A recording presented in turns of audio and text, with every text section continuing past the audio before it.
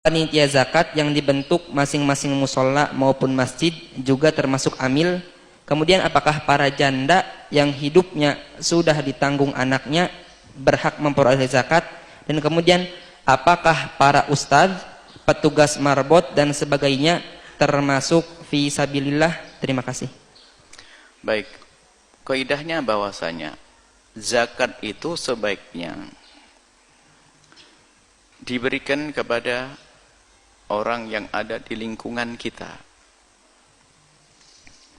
baik itu zakat fitrah atau zakat mal. Kalau zakat fitrah diberikan kepada orang yang ada di lingkungan kita. Kalau zakat harta juga begitu sebaiknya. Nanti ada bab, bolehkah kita pindah ke kota lain? Boleh saja, tentunya dengan aturan. Kenapa kok hendaknya orang yang ada di kiri kanan kita yang kita dahulukan? Karena dia adalah tetangga kita. Kalau itu zakat harta, dialah yang kena deru mobil kita, rumahnya, jalannya dirusak oleh truk kita yang besar, supaya teredam hatinya, tidak muncul kedengkian, mendapatkan bagian zakat. Itu kan indah ajaran dalam Islam. Baik, seperti itu. Cuman lihat, yang perlu kita beri dari zakat apa saja? Apakah zakat fitrah harus memenuhi syarat? Tersebut adalah satu golongan yang 8 tadi. Kalau tidak ada 8, ya seadanya. Kalau tidak ada seadanya, cukup fakir miskin saja sudah sah. Maka dari tetangga itu bukan semuanya dapat. Tetangga yang tergolong fakir miskin dan yang kecepit utang. Mungkin yang ada itu saat ini. Tidak boleh semua tetangga dibagi, nggak sah zakatnya. Tetangga harus.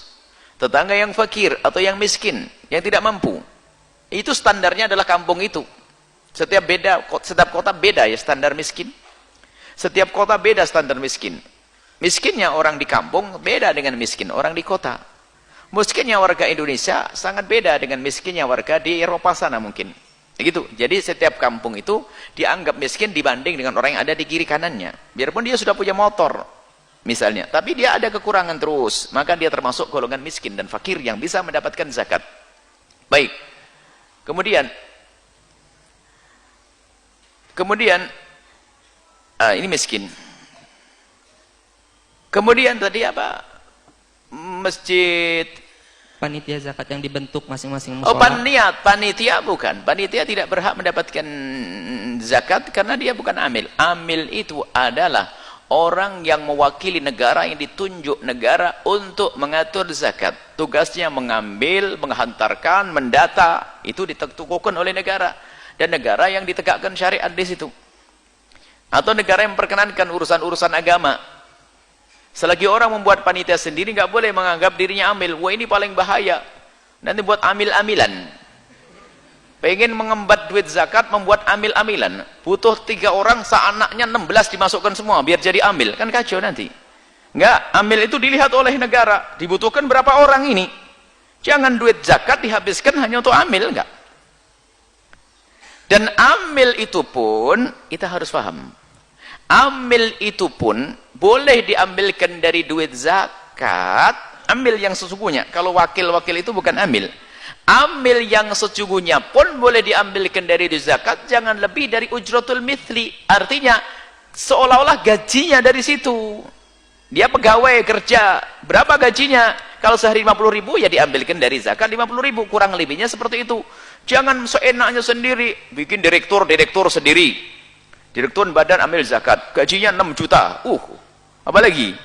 Anaknya 16 ikut semuanya. Ini mau ngabisin duit zakat, orang fakir gak dapat. Awas, hati-hati di sini. Anda bukan amil kalau hanya pengurus masjid. Anda orang sukarela yang mempermudah urusan zakat. Hebat. Hebat. Tapi Anda bukan sebagai amil. Anda bukan sebagai amil. Anda bukan amil zakat. Satu. Bolehkah amil menerima? Kalau dia fakir, menerima karena kefakirannya. Bukan menerima karena dia seorang amil, karena dia bukan amil. Tapi menerima karena dia itu adalah siapa? Orang fakir, boleh. Kemudian tadi para janda yang hidupnya. Janda-janda yang hidup di bawah naungan anaknya yang kaya, dia adalah kaya. Sebab sudah ditanggung oleh anaknya. Dan memang begitulah. Sebagai anak laki-laki misalnya, kalau bapak ibunya jatuh fakir, dia di bawah naungannya. Kecuali orang tuanya hidup sendiri. Maka dia tetap dengan kefakirannya. Bahkan kalau hidup sendiri, duitnya sang anak zakatnya pun boleh diberikan. Tapi kalau hidup di bawah naungannya tidak. Duit yang sang anak tidak boleh dijadikan zakat untuk dia, dan orang lain pun juga tidak bisa memberikan kepada dia karena dia sudah ditanggung oleh orang yang cukup dan kaya. Baik, kemudian apalagi tadi? Apakah Ustad marbot masjid? Ustad fisabilillah enak bener. Nggak ada. Ustad masjid bukan fisabilillah. Sudah kita jelaskan itu. Memang ada pendapat akhir zaman. Zakat jangan digunakan untuk bangun masjid, jangan digunakan untuk bangun pondok pesantren, dan jangan diberikan kepada ustadz atas nama fisabilillah. Kalau ustadz yang fakir, bilang saja fakir, selesai, dapat bagian zakat karena dia fakir. Karena kefakirannya. Karena kefakirannya. Tapi bukan karena dia sebagai seorang ustadz. Mohon maaf, ini ada sebagian kesalahan orang awam karena husnudnya. Orang awam tidak salah. Tapi karena penjelasan dari guru yang salah, sehingga menjadi salah. Wong ada orang yang sudah ngaji dengan kita pun masih ngomong kok, Buya ini zakat saya. Oh, kita ajib. Ini kelihatan nggak ngaji. Ngajimu di mana? Di belakang sambil ngopi kali ya? Mohon maaf yang di belakang ya. Nggak ada kopi siang-siang ya. Wong kita sudah bilang jangan dikasihkan ustadz, masih datang kepada saya. Buya ini buat Buya zakat. Atas nama ustadz. Kalau anda memandang saya fakir, dan memang saya fakir mungkin, memang kalau anda terbukti fakir ya, boleh, tapi jangan asas nama ustadz. Masjid ini, pondok ini tidak dibangun dari duit zakat. Dan ini kami sampaikan bukan omongan kami, omongan 4 madhab. Jumhur ulama 4 madhab. Dan kami sangat bangga waktu itu, di saat kami, tahun berapa kami keluarkan kalimat ini, ada sebagian orang yang memang ada marah dan sebagainya. Saya tidak peduli marahnya si A, si B, si C. Saya hanya menyampaikan pesannya para ulama. Suruh marah sama ulama sana, 4 madhab sana. Akhirnya kebijakan dari MUI Kabupaten dan juga dari Badan Amil Zakat Kabupaten waktu itu mengumpulkan kami di kantor MUI, katakan dan Badan Amil Zakat, lupa saya. Pokoknya di Soekarno berkumpul dengan ustadz-ustadz dan kita mendiskusikan masalah ini. Anda bisa lihat ada diskusi, ada 2 jam dan ada divideokan. Dari awal akhir saya tidak mengeluarkan pendapat saya. Saya bukan mufti, saya bukan mujtahid, saya hanya menukil pendapat ulama dan saya tulis dalam satu buku.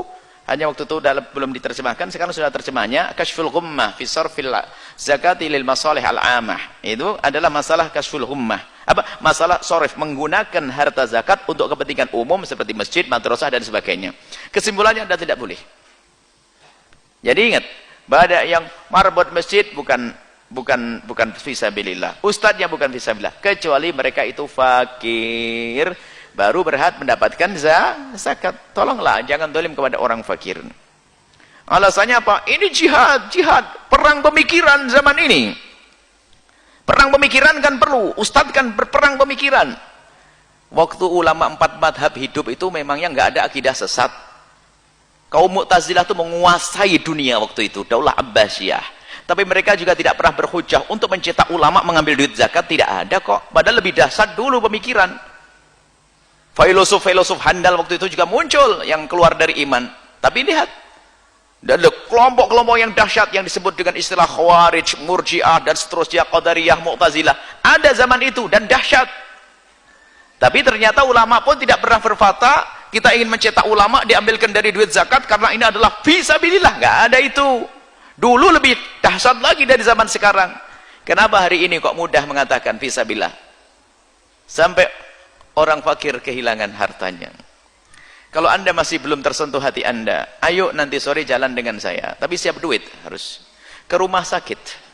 Alangkah banyaknya khususnya menjelang hari raya ini. Ada orang yang memang mungkin dia dapat bantuan dari negara. Tapi yang jaga kan tidak dapat bantuan dari negara. Ada yang jaga dibantu? Dapat 50.000 per bulan begitu?